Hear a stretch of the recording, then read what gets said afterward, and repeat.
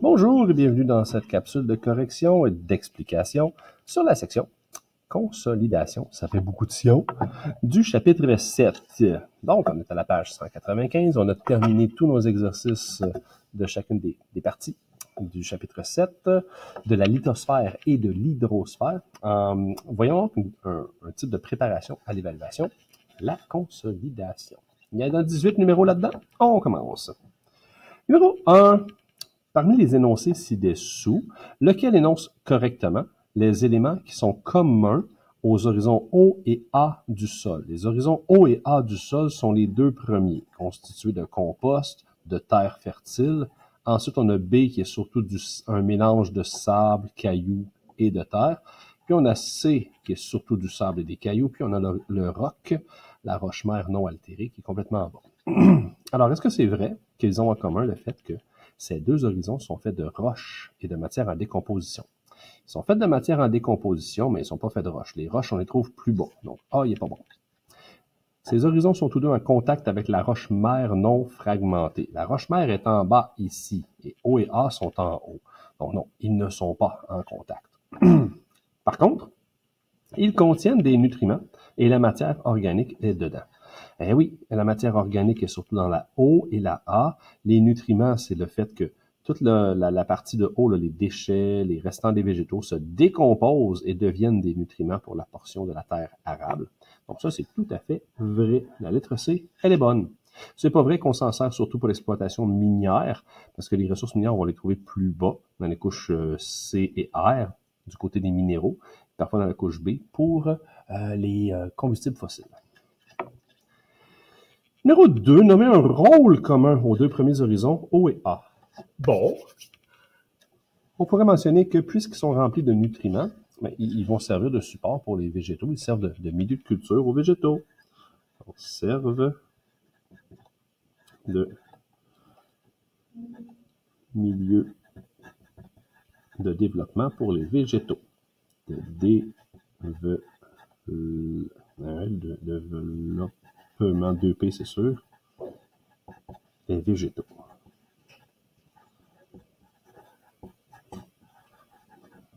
Voilà. Suite. Numéro 3. 3 de 18. Let's go. OK. On lit le texte puis on répond aux questions en cochant la case appropriée. Actuellement, les réserves de combustibles fossiles s'épuisent rapidement. Pour remédier à ce problème, on développe des technologies qui exploitent les énergies renouvelables, comme l'éolienne, les panneaux solaires et les pompes géothermiques. Toutefois, les compagnies pétrolières continuent de chercher de nouvelles sources de pétrole.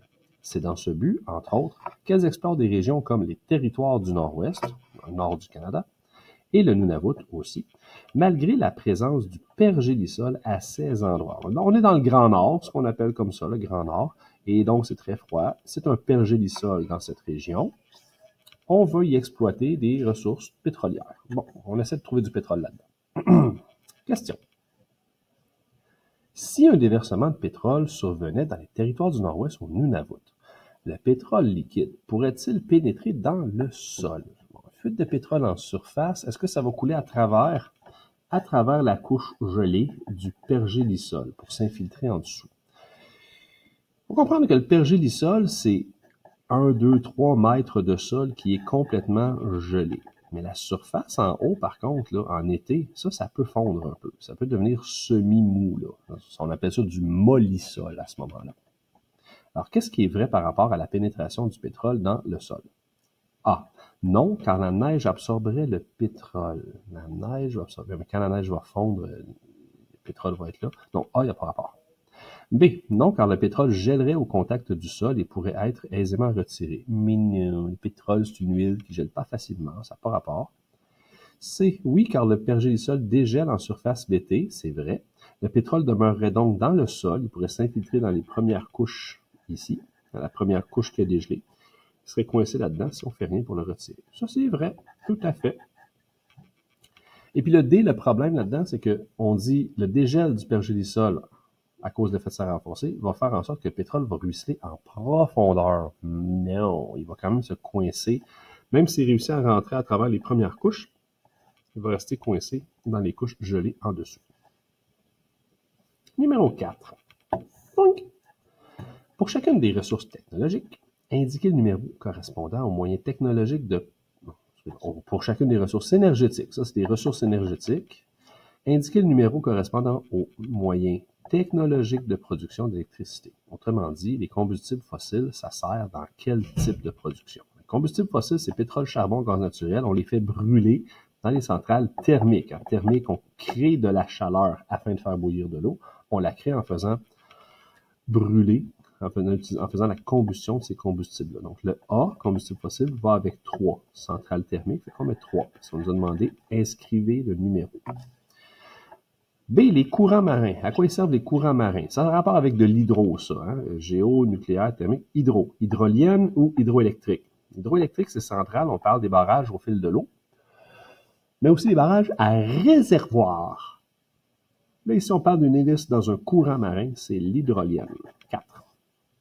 Les substances radioactives comme l'uranium dans les centrales nucléaires, c'est pas un secret. Et puis la chaleur des profondeurs du sol, on va chercher la chaleur, on va chercher la géothermie, chaleur sol, géothermie, comme ça. Donc ça c'est le 1. Et puis l'énergie potentielle et cinétique de l'eau, donc le fait qu'elle s'accumule et qu'elle va tomber en mouvement, ben ça c'est les centrales hydroélectriques. Le 5 il va là. 3, 4, 2, 5. Numéro 5. Les scientifiques s'entendent pour dire que le réchauffement du climat est un phénomène planétaire dont les effets sont particulièrement visibles dans les régions arctiques. Question. Le dégel du pergélisol contribue-t-il à l'effet de serre? Expliquez votre réponse. Bon, là, je vous en avais parlé. On a le problème d'un cercle vicieux, c'est-à-dire quelque chose qui va s'engraisser de lui-même, s'enrichir, devenir de plus en plus puissant. C'est le réchauffement climatique à cause de l'effet de serre renforcé. Qu'est-ce que j'avais expliqué là-dessus? J'avais mentionné que dans le pergélisol, on y retrouve de la matière organique en processus de décomposition, mais le processus de décomposition il est arrêté parce que tout est gelé. Donc, si ça dégèle, genre l'effet de serre renforcé garde trop de chaleur, le pergélisol dégèle. Alors, si ça dégèle, ça va réactiver le processus de décomposition. Il va y avoir encore plus de résidus de gaz de décomposition comme du CO2 et du CH4. Alors, est-ce que le dégel du pergélisol a un effet, contribue à l'effet de serre? Ben oui. L'effet de serre contribue au dégel et le dégel contribue à l'effet de serre. Il est là le cercle vicieux. Plus il y a de l'effet de serre, plus ça dégèle le pergélisol, plus il y a de dégel, plus il y a de l'effet de serre. Alors oui, soyons clairs dans la réponse. Je vais déplacer ici. Oui, car la matière organique, on va l'appeler le compost. Le compost prisonnier du pergélisol, c'est beau, c'est poétique, les prisonniers du pergélisol permanent gelé sol, le compost du pergélisol pourra se décomposer. Décomposer en quoi? Ben, en 2 gaz de décomposition, CH4, le méthane, gaz naturel, et CO2, le dioxyde de carbone. Les deux sont des GES. Alors oui, ils vont libérer des GES, l'effet de serre va devenir plus fort, ça va faire fondre le pergélisol, qui va libérer encore plus de GES, et ainsi de suite. Question. La fonte des glaciers affecte-t-elle le niveau des mers? Un glacier, c'est sur une montagne. Alors, quand la glace sur la montagne dégèle, l'eau qui était dessus va s'accumuler dans un bassin versant, puis ensuite dans les océans. Alors, bien oui. On parle bien des glaciers, pas de la banquise. La banquise, ça change pas le niveau tant que ça. C'est de la fonte des glaciers qui augmente le niveau des océans. Alors, oui, car l'eau coulera du bassin versant. L'eau coulera du bassin versant vers l'océan. Vers l'océan. Oui, car l'eau coulera du bassin versant vers l'océan. C'est ça. C'est la production d'électricité à partir d'énergies fossiles, comme pétrole, charbon, gaz naturel, contribue-t-elle à l'effet de serre? Oui aussi. Brûler des combustibles fossiles, ça libère des GES. Oui, car la combustion. Combustion, ça veut dire faire brûler. C'est une réaction chimique où est-ce que quelque chose est consumé avec de l'oxygène. Oui, car la combustion des combustibles, ceux-là, l'énergie fossile, c'est des combustibles fossiles, produit CO2, le dioxyde de carbone, et H2O, ce sont encore une fois 2 GES. Donc oui, ils vont contribuer à l'effet de serre parce qu'ils produisent des gaz à effet de serre quand ils brûlent. Le pétrole tout seul, c'est pas un gaz à effet de serre, mais quand tu le fais brûler, les gaz produits par ça sont des gaz à effet de serre. Prochaine page, numéro 6. On est rendu au tiers. Ah non, pas numéro 6. Il y avait la section D. La fonte des glaciers a-t-elle un impact sur les horizons A et O? Expliquez. Les horizons A et O. En haut d'un glacier, les glaciers sont dans les montagnes, seulement en haut des grandes montagnes, donc des caps de roc couverts de glace. Si c'est des caps de roc, ça veut dire que la roche-mère non altérée est directement couverte de glace. Fait que tu aurais ta roche-mère R, et par-dessus, on a le glacier. Bon, c'est très vulgairement dessiné, là, mais le glacier est par-dessus le roc. Donc, il n'y a pas d'horizon C, B, A et O. Il n'existe pas dans ces régions-là.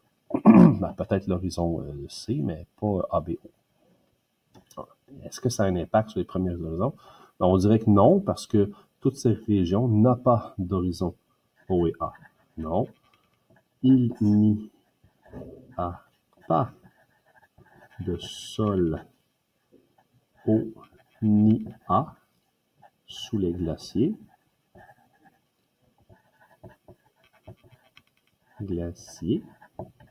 Par contre, on m'a fait remarquer que, suivi le dessin ici, si le glacier fond, l'eau va s'écouler le long des falaises, va finir par tomber dans une vallée plus bas.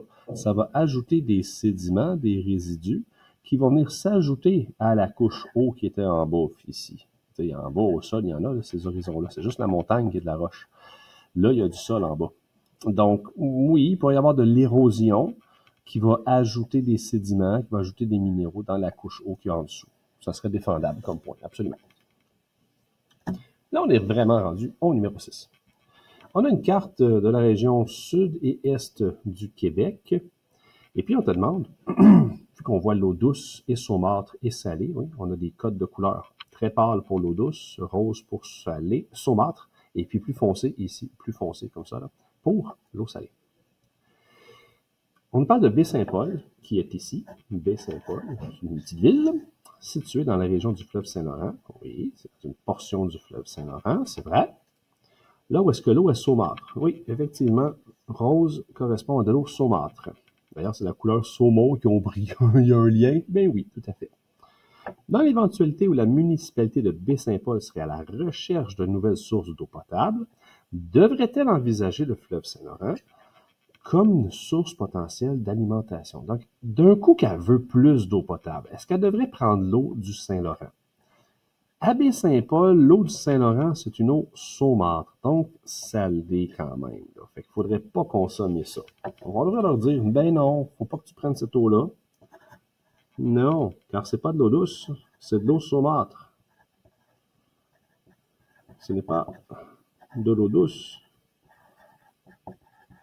qu'on trouve dans le fleuve. J'ai oublié douce. Qu'on trouve dans le fleuve à cet endroit.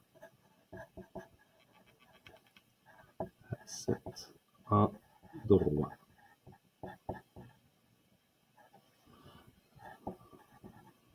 C'est l'eau saumâtre. L'eau saumâtre, c'est pas potable. Il y a trop de sel dedans. C'est très mauvais pour le sang, très mauvais pour les reins. Mais, à votre avis, comment peut-on expliquer que l'eau soit ni douce ni salée, mais saumâtre dans cette région? Comment ça se fait qu'elle est saumâtre? On avait présenté que dans les estuaires et les deltas, ici on a clairement un estuaire, entre les estuaires et les deltas, l'eau de la mer s'infiltre sous l'eau douce, et l'eau douce coule par-dessus, ce qui fait qu'il va y avoir des remous, un brassage, mélangeant l'eau douce et l'eau salée. On pourrait parler d'un mélange d'eau douce qui vient du fleuve et d'eau salée qui vient de la mer. Car dans l'estuaire,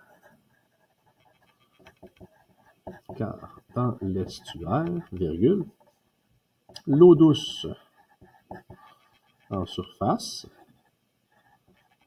en fait, je devrais plutôt mentionner l'eau douce du fleuve. Lui, il apporte de l'eau douce, parce que tout ce qui tombe sur un continent, c'est de la pluie, donc de l'eau douce. Ou de la neige, c'est pareil. Donc, l'eau douce du fleuve en surface se mélange avec l'eau salée de l'océan Atlantique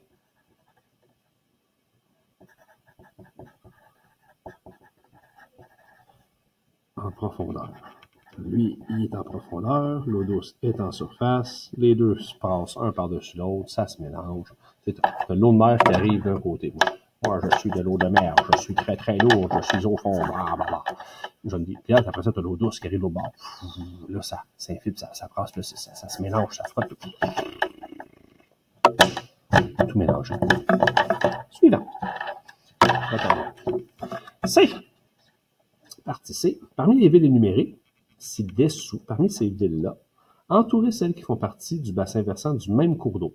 Donc, y a-t-il des villes là-dedans qui sont sur le même bassin versant, donc sur le même cours d'eau, la même rivière? Ben oui. Montréal, Québec. Non. Autre que le fleuve Saint-Laurent. Ah! Y a-t-il un autre cours d'eau identifié ici? Mais oui, regardez bien ça, là. On voit la rivière Saguenay à cet endroit-là. Le bassin versant de la rivière Saguenay, c'est un sous-bassin du bassin versant du Saint-Laurent. Et on voit ici la ville d'Alma et de Saguenay, et même Tadoussac, qui sont sur ce cours d'eau. Alors, Alma, Saguenay et Tadoussac sont des villes qui partagent le même bassin versant. Alma, Saguenay, Tadoussac n'est pas là. Pointe-du-Lac, il est sur le fleuve. Trois-Rivières, le long du fleuve. Matane, le long du fleuve. Québec, le long du fleuve. On ne peut pas les prendre ceux-là. Voilà. Donc, ces deux-là sont sur le même cours d'eau. Sweet! Partie D. Des campeurs dans la région de Baie-Saint-Paul découvrent en marchant en forêt un inquiétant amoncellement de déchets, un tas de vidange. Observez leur position sur le schéma. Les déchets sont ici. Donc, ils sont sur la ligne pointillée. On appelle ça une ligne de crête, c'est la ligne de partage des eaux. Alors, si ça tombe ici, il y en a une partie qui va à gauche, une partie qui va à droite. C'est la partie de séparation. Selon le sens d'écoulement des eaux dans ce bassin versant, quel site risque d'être contaminé? Bon, alors, si l'eau tombe et si les déchets toxiques sont ici, ça va couler dans le bassin versant et ça va aller dans la zone A. C'est sûr que A va être touché. Si ça coule de l'autre côté, c'est pas clair, là, on est sur la ligne, directement sur la ligne. Donc, si ça coule de l'autre côté, ça va aussi aller dans le B. Donc, A et B vont être touchés.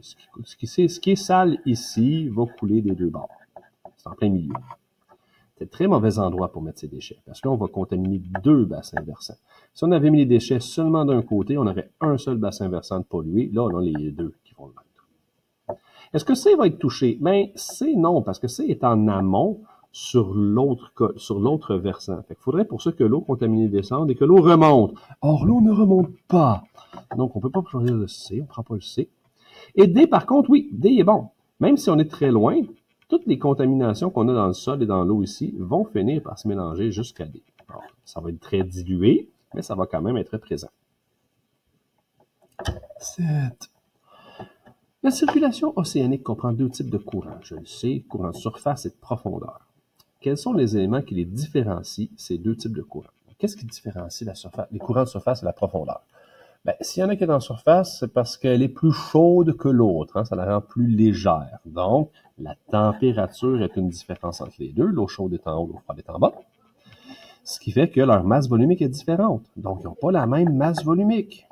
Mais il y a autre chose qui influence la masse volumique de l'eau, c'est la quantité de sel qu'il y a dedans, donc la salinité également. En surface, on risque d'avoir moins de sel, en profondeur, davantage. C'est facile. Numéro 8. Oh. Cette efface, c'est dur. sécher. Numéro 8. Le réchauffement climatique accélère la fonte des glaciers et des banquises. Oui. Si cette tendance se maintient, l'hydrosphère risque d'en être grandement touchée. Oui. Pour chaque élément de la colonne de gauche, ici, écrivez le numéro de l'énoncé correspondant à sa conséquence dans la colonne de droite. Alors, il y a des éléments ici, puis il y a des conséquences là. Donc, quelle est la conséquence des fontes et des glaciers sur le bassin versant? Est-ce qu'on va avoir des pertes de régions, des pertes de territoire dans les régions côtières et des inondations? Ça se peut. On va le garder en tête. Ça pourrait être un. B. Réserve d'eau potable. Bon, il faudrait parler de disponibilité d'eau. Alors, réserve d'eau potable, ça n'a pas rapport avec les inondations. Plus grande, ben, un peu, mais pas tant, là. Plus grande possibilité de production occasionnée par un débit d'eau important. Donc, ça veut dire qu'il y a plus de courant dans les rivières. Augmentation du volume d'eau liquide. Ah tiens, s'il y a plus d'eau liquide, il y a des bonnes chances que cette eau-là soit potable. Donc, ça rend plus d'eau disponible. B va avec 3. Vous voyez? L'augmentation du volume d'eau liquide est une conséquence de la fonte des glaciers et des banquises sur les réserves d'eau potable. Si un glacier fond, ben, la glace qui était de l'eau potable se rend disponible dans les rivières. Surface habitable. Là, on a vu quelque chose là-dessus. Surface habitable. Quelle est la conséquence sur les surfaces habitables? La hausse des cours d'eau et du débit perturbe les écosystèmes. Ça ne change pas la surface habitable. Difficulté de certaines masses d'eau de descendre au fond des océans, en raison de la modification de la salinité et donc de la densité causée par l'apport d'eau douce. Ça n'a pas rapport avec la surface, mais le 1, par contre, possibilité d'inondation et perte de territoire dans certaines régions côtières, c'est-à-dire qu'on perd du territoire, on a moins de surface habitable. Donc, C devrait aller avec 1, voilà. Production d'électricité à partir de l'eau. On a pas 1, voilà. Production d'électricité à partir de l'eau. Ben, si on dit en 2 qu'on a une plus grande possibilité de production parce qu'on a un plus grand débit, ben oui, ça va ici. Le 2 va avec la production d'électricité. Si le débit dans une rivière augmente, le débit c'est la vitesse avec la quantité d'eau qui coule à chaque minute, ben, si le débit augmente, on a des chances d'avoir un courant plus fort, donc plus de production d'électricité. Il reste 4 et 5. Circulation thermohaline. Ça, c'est le fait que l'eau froide et salée s'enfonce, l'eau chaude se remonte, elle. Bon. Est-ce que c'est la hausse du niveau des cours d'eau et des océans qui va avec ça, ou ça agit sur les bassins versants? Le 4 est pas plus là. Et 5, disponibilité, difficulté ou impossibilité. Je vais mélanger les deux ensemble. Difficulté ou impossibilité pour certaines masses d'eau de descendre vers le fond.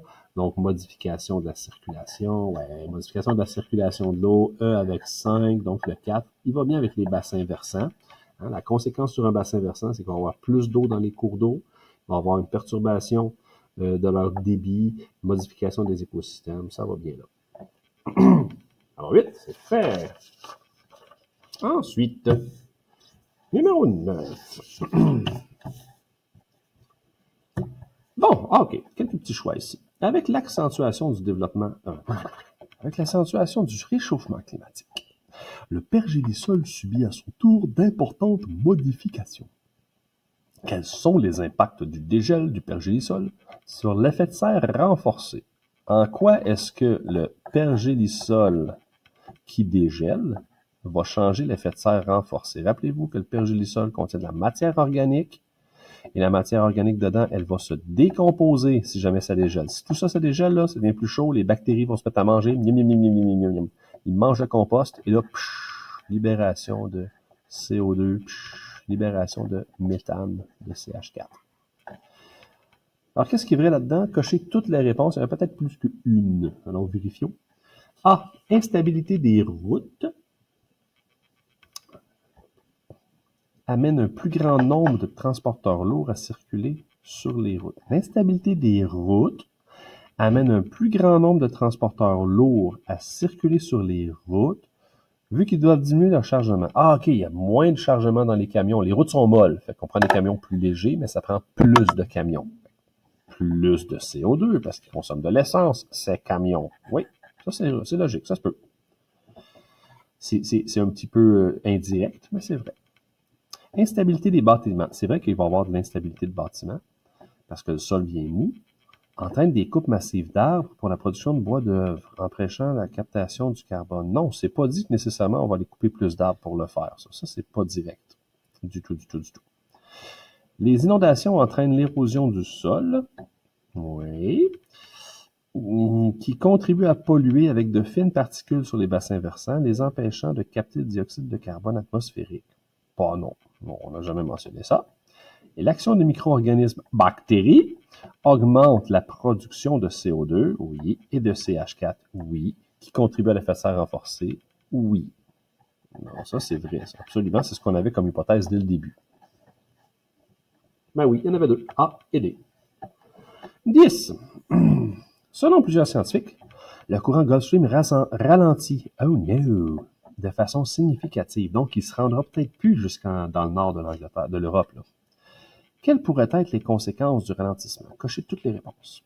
Le courant pourrait ne plus transmettre autant de chaleur vers la partie nord-ouest de l'Europe, rendant moins clément le temps hivernal dans cette région. Ouais, c'est à votre tour de souffrir.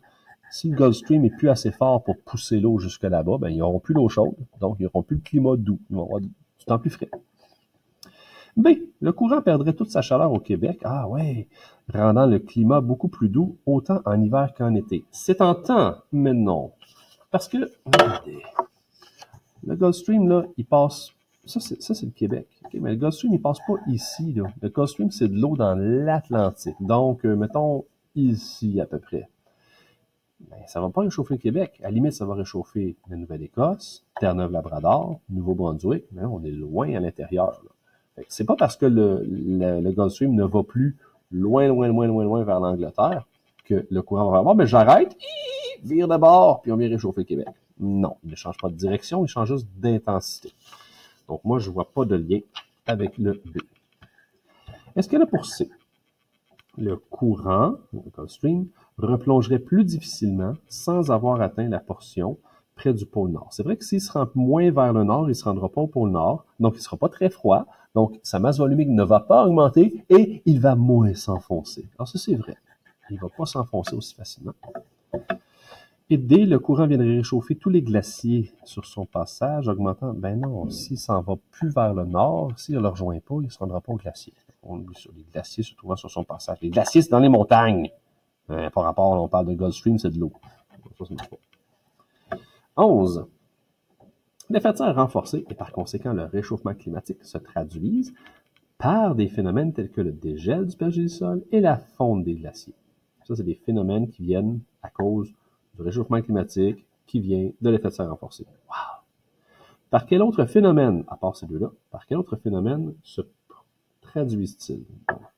Effet de serre renforcé, réchauffement climatique, dégel, fonte et glaciers. Quel autre phénomène va venir? Est-ce qu'il va y avoir une production accrue de méthane atmosphérique? Non, l'atmosphère ne va pas produire plus de méthane.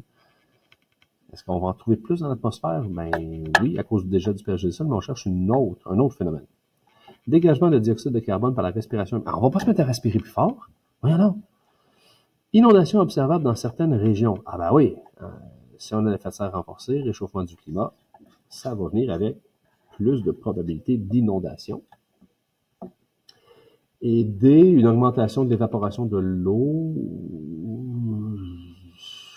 Pas nécessairement. Non, je vois pas.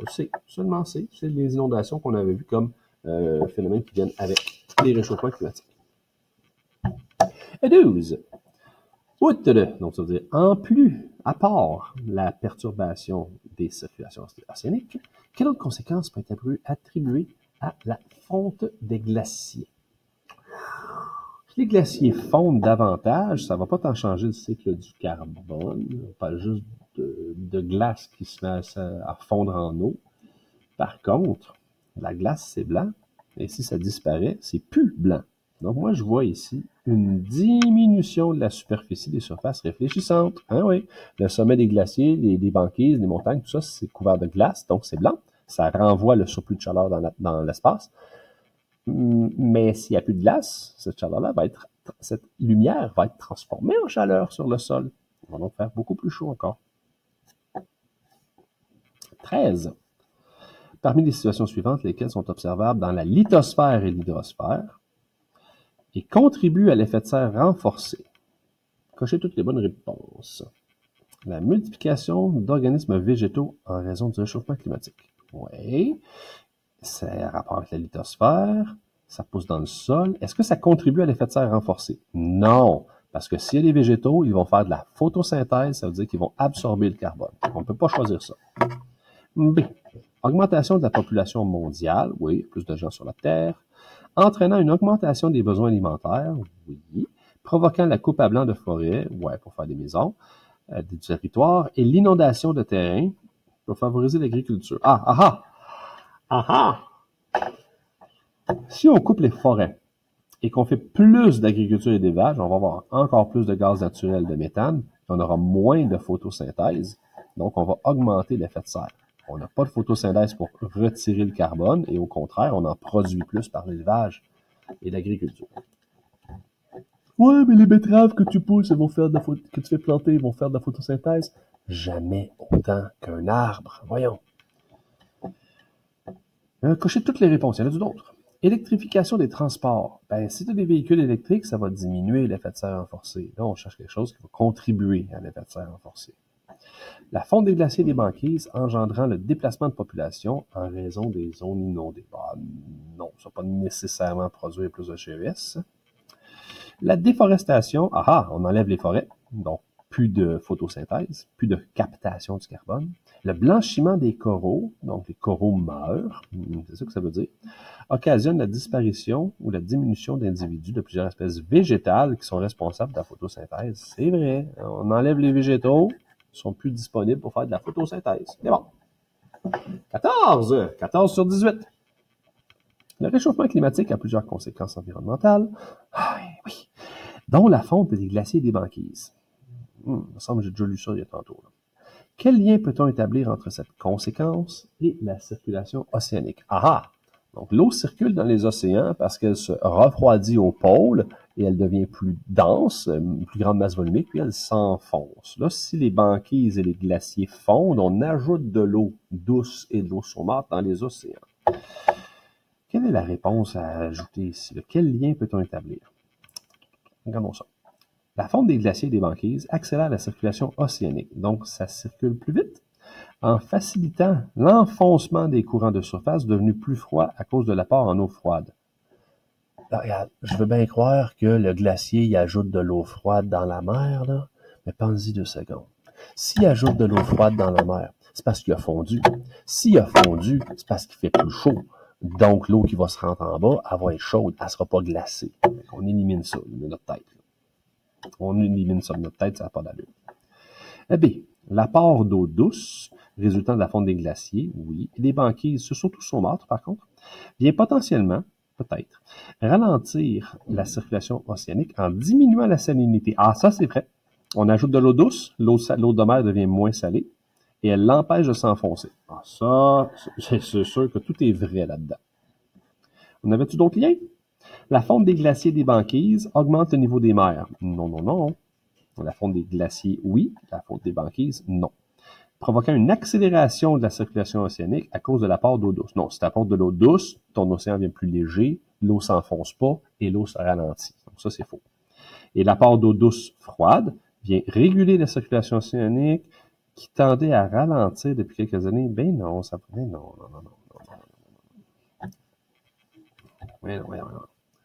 On ne va pas accélérer à cause de l'ajout d'eau froide, douce. L'eau douce va rester en surface. 15. Compte en commun les modes de production d'électricité suivants.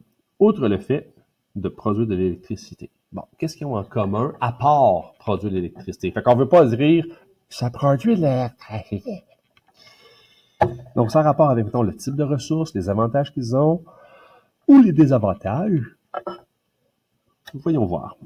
Il y a plusieurs bonnes réponses possibles.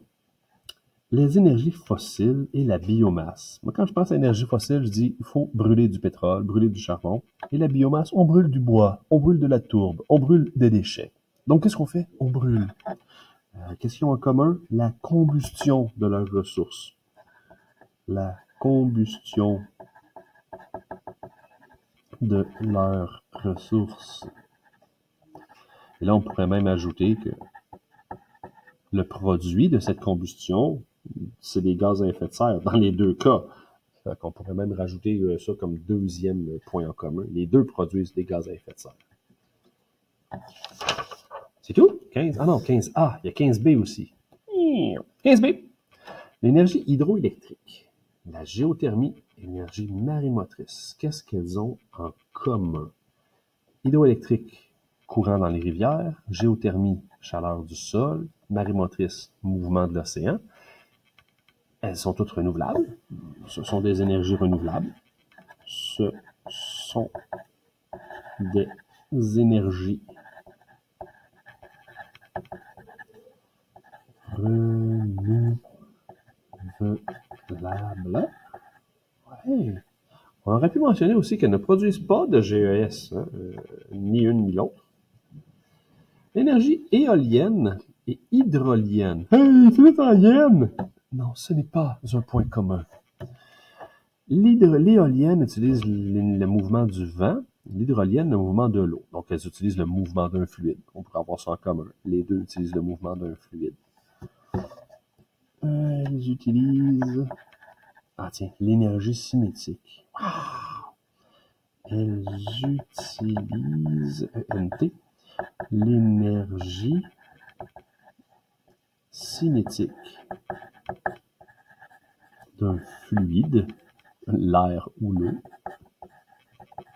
Tu aurais pu mentionner quoi aussi? Les deux sont renouvelables. Les deux ne produisent pas de gaz à effet de serre. Oui. Les deux utilisent des hélices, là, des pales pour tourner. C'est bon ça. Pour faire des rotations. Correction. D. La géothermie, les énergies fossiles et la biomasse. Donc la chaleur du sol, le pétrole, le charbon, le gaz naturel et le bois, la matière organique qui est au sol. Ils viennent toutes du sol. Elles proviennent toutes de la lithosphère. Déjà, on a ça.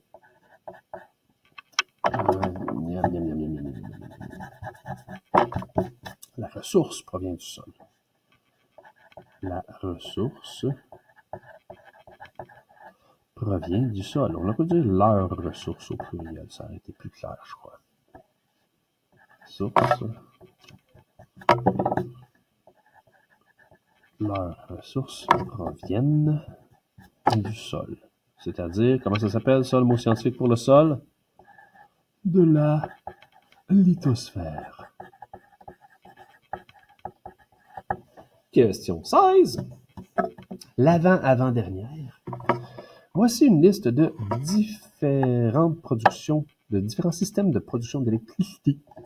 Parmi ces systèmes, quels sont ceux dont l'exploitation ne contribue pas à l'effet de serre renforcé?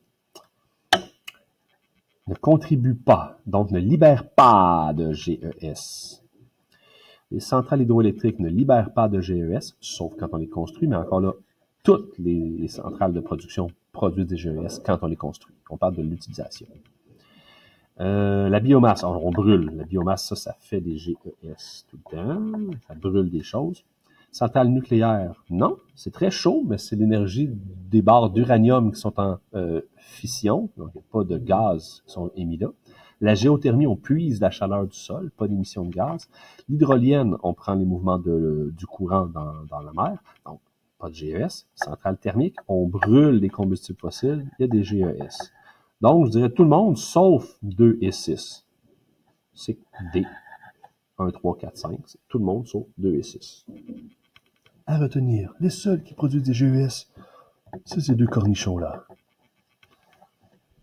17. Indiquer si le type de ressource énergétique alimentant chacun des systèmes est renouvelable ou non. Yay! Ça peut être un oui ou un non, un crochet ou un X. Youpi! L'énergie nucléaire. Une fois que ton uranium, le bâton d'uranium, c'est complètement désintégré pour donner de la chaleur, ben non, ça c'est non renouvelable. Exploitation de la biomasse. Tu la brûles, donc c'est wow! La biomasse, elle repousse. Tu peux faire replanter les forêts que tu as brûlées. Donc, si tu, mettons, tu abats moins d'arbres que tu laisses pousser. En fait, c'est un équilibre entre les arbres récoltés pour les brûler et les arbres qui poussent dans ton domaine, dans ton territoire. C'est renouvelable parce que ça va s'entretenir et repousser. Ça prend du temps, il ne faut pas les couper trop vite. Hydrolienne, c'est le courant de l'eau. On n'épuise pas l'eau. Centrale hydroélectrique, c'est le courant dans les rivières. On n'épuise pas les rivières, c'est renouvelable. Centrale géothermique. Géothermique. On prend la chaleur du sol. Elle ne va pas refroidir à cause de ça. Et centrale thermique, on brûle, on consomme avec la combustion des combustibles fossiles. Ça, on les brûle, il n'y en aura plus. Déjà, on achève. Pourquoi le prix du gaz est si élevé? C'est parce qu'il y en a de moins en moins. Fait que là, si tu cherches, en fait, quelles sont les ressources non renouvelables, bing bing, nucléaire, puis thermique. Si tu cherches celles qui produisent des GES, bing bing, biomasse et thermique. Fait que, tu sais, thermique a tous les problèmes du monde, mais c'est la plus utilisée parce que c'est la plus pratique. Très polluante, mais très facile à utiliser. Dernière question. Bien que la fonte des glaciers et des banquises entraîne de nombreux impacts négatifs, quel mode de production d'électricité parmi les suivants pourrait être avantagé par cette situation? OK, les glaciers et les banquises fondent. Quel type de centrale va être avantagé? Genre, aurait plus de ressources. Le nucléaire, non. On n'aura pas plus d'uranium parce que nos glaciers ont fondu. Hydrolienne, il y aura plus d'eau dans les océans, dans les rivières. Oui, on pourrait installer des hélices dans les fleuves. Ça marche. Centrale thermique, ben non, il n'y aura pas plus de pétrole. Puis barrage d'eau électrique, il y aura plus de courant dans les rivières. Oui, ça c'est bon. Alors, hydrolienne, centrale hydroélectrique, c'est très bon ça. Ben voilà, on vient de compléter notre consolidation. C'est long, mais c'est comme quand même important pour voir la réflexion qui venait avec tout ça. Ben bonne chance à l'évaluation. N'oubliez pas que on vous a présenté la liste des savoirs essentiels. Donc, si tu es capable de cocher toute cette liste-là, ça veut dire que tu as pas mal vu tous les sujets. Après ça, ben, la mémorisation. Mémorisation, ça se fait en révisant régulièrement, souvent, et dans des bons moments. Pas nécessairement quand tu es écrasé sur ton divan après une journée très fatigante. Planifiez vos moments d'études pour être efficace. Bonne chance tout le monde!